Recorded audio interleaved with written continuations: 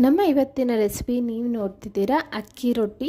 ತುಂಬಾ easy ಪ್ರೋಸೆಸ್ಸಲ್ಲಿ step by step ಹೇಗೆ ಪರ್ಫೆಕ್ಟಾಗಿ ಮಾಡೋದು ಅಂತ ಇವತ್ತಿನ ವಿಡಿಯೋದಲ್ಲಿ ನೋಡೋಣ. ನಮಸ್ತೆ ವೀಕ್ಷಕರೇ, ಎಲ್ಲರಿಗೂ ಸವಿ ಕಿಚನ್ ಕನ್ನಡಗೆ ಸ್ವಾಗತ. ದಯವಿಟ್ಟು ಸಬ್ಸ್ಕ್ರೈಬ್ ಮಾಡಿ, ಸಪೋರ್ಟ್ ಮಾಡಿ.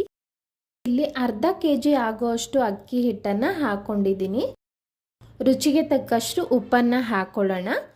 ಇಲ್ಲಿ ನಾನು ಈರುಳ್ಳಿ, ಕ್ಯಾರೆಟ್, ಕ್ಯಾಪ್ಸಿಕಮ್ ಹಾಗೂ ಕೊತ್ತಂಬರಿ ಸೊಪ್ಪು ಹಾಗೆ ಕರಿಬೇವನ್ನು ಕಟ್ ಮಾಡಿ ಇಟ್ಕೊಂಡಿದ್ದೀನಿ. ಮೊದಲಿಗೆ ಚಿಕ್ಕದಾಗಿ ಕಟ್ ಮಾಡಿರೋ ಅಂಥ ಈರುಳ್ಳಿನ ಸೇರಿಸ್ಕೊಳ್ಳೋಣ. ಈರುಳ್ಳಿ ಸ್ವಲ್ಪ ಹೆಚ್ಚಿಗೆನೇ ಇದೆ. ಇಲ್ಲಿ ನಾನು 4 ಈರುಳ್ಳಿ ಕಟ್ ಮಾಡಿದ್ದೀನಿ, ತುಂಬಾ ಚೆನ್ನಾಗಿರುತ್ತೆ. ಕ್ಯಾರೆಟ್ ಸಣ್ಣದಾಗಿ ತುರಿದು ಹಾಕ್ಕೊಂಡಿದ್ದೀನಿ. ನಂತರ ಕೊತ್ತಂಬರಿ ಸೊಪ್ಪು ಹಾಗೆ ಹಸಿ ಕರಿಬೇವು, ನಂತರ ಕಟ್ ಮಾಡಿರೋ ಅಂಥ ಕ್ಯಾಪ್ಸಿಕಮ್ನು ಹಾಕ್ಕೊಂಡು ನೀರು ಹಾಕೋದಕ್ಕಿಂತ ಮುಂಚೆನೇ ನಾವು ಚೆನ್ನಾಗಿ ಮಿಕ್ಸ್ ಮಾಡ್ಕೋಬೇಕು. ಯಾಕೆಂದರೆ ಈರುಳ್ಳಿ, ಕ್ಯಾಪ್ಸಿಕಮ್, ಕ್ಯಾರೆಟಲ್ಲೆಲ್ಲ ನೀರಿನ ಅಂಶ ಇರೋದ್ರಿಂದ ಅದೆಲ್ಲ ಹೊಂದ್ಕೊಳ್ಳೋ ಥರ ಚೆನ್ನಾಗಿ ಮಿಕ್ಸ್ ಮಾಡ್ಕೊಳ್ಳೋಣ.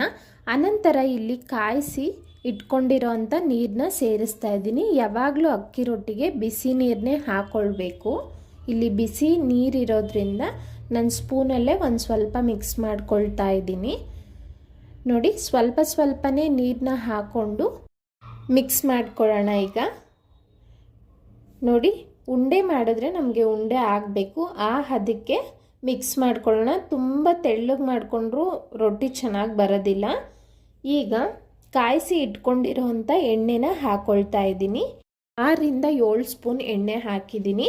ಚೆನ್ನಾಗಿ ಹಿಟ್ಟನ್ನೆಲ್ಲ ಕಲಸಿ ನಂತರ ಉಂಡೆ ಮಾಡ್ತಾ ಇದ್ದೀನಿ. ನೋಡಿ, ನಮಗೆ ಕೈಗೆ ಸ್ವಲ್ಪನೂ ಅಂಟೋದಿಲ್ಲ. ಈ ರೀತಿ ಹಿಟ್ಟನ್ನು ರೆಡಿ ಮಾಡ್ಕೋಬೇಕು.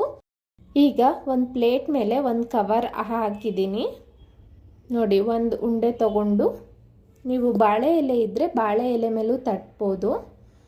ನಾನಿಲ್ಲಿ ಬಾಳೆ ಎಲೆ ಇಲ್ಲದೆ ಇರೋದ್ರಿಂದ ಕವರ್ ಮೇಲೆ ಸ್ವಲ್ಪ ಎಣ್ಣೆ ಹಾಕಿ ಸವರಿ ಕೈಗೂ ಸ್ವಲ್ಪ ಎಣ್ಣೆ ಸವರ್ಕೊಂಡಿದ್ದೀನಿ. ಎಷ್ಟು ತೆಳ್ಳಗಾಗುತ್ತೋ ಅಷ್ಟು ತೆಳ್ಳಗೆ ನೀಟಾಗಿ ತಟ್ಕೋಬೇಕು. ನೋಡಿ, ಎಲ್ಲೂ ಕಿತ್ತೋಗ್ತಿಲ್ಲ, ಆರಾಮಾಗಿ ಚೆನ್ನಾಗಿ ಬರುತ್ತೆ.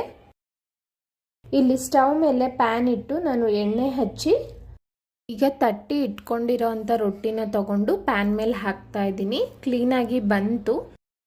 ಈ ರೀತಿ ಆಗದೆ ಇದ್ದರೆ ನೀವು ಡೈರೆಕ್ಟಾಗಿ ಪ್ಯಾನ್ ಮೇಲೆ ತಟ್ಟಿ ಆಮೇಲೆ ಸ್ಟವ್ನ ಹಚ್ಚಿ 2 ಕಡೆ ಬೇಯಿಸ್ಬೋದು.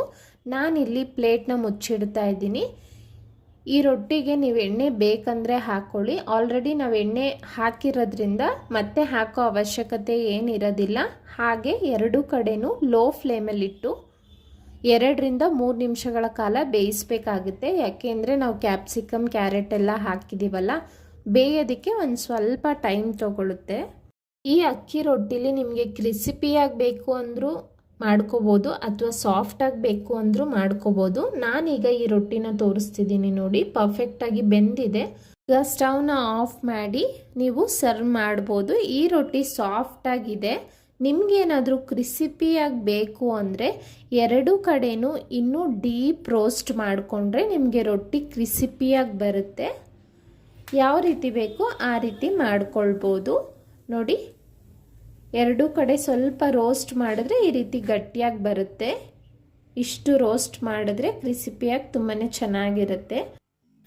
ನೋಡಿದ್ರಿ ಅಲ್ವಾ, ನಾನು ಹೇಳಿದ ಪ್ರೋಸೆಸ್ಸಲ್ಲಿ ಹಿಟ್ಟನ್ನು ರೆಡಿ ಮಾಡಿ ಇಟ್ಕೊಂಡ್ರೆ ನಿಮಗೆ ಸಾಫ್ಟಾಗಿ ಬೇಕಾದರೆ ಸಾಫ್ಟಾಗಿ ಮಾಡ್ಕೋಬೋದು ಅಥವಾ ಕ್ರಿಸಿಪಿಯಾಗಿ ಬೇಕಾದರೆ ಕ್ರಿಸಿಪಿಯಾಗಿ ರೊಟ್ಟಿನ ಮಾಡ್ಕೊಳ್ಬೋದು. ತುಂಬಾ ಚೆನ್ನಾಗಿರುತ್ತೆ. ನಾನ್ ವೆಜ್ಗೆಲ್ಲ ಒಳ್ಳೆ ರೆಸಿಪಿ. ಖಂಡಿತ ನಾಳೆ ಸಂಡೇ ಆಗಿರೋದ್ರಿಂದ ಟ್ರೈ ಮಾಡಿ. ಹೇಗಿತ್ತು ಅಂತ ಕಮೆಂಟ್ ಮಾಡಿ.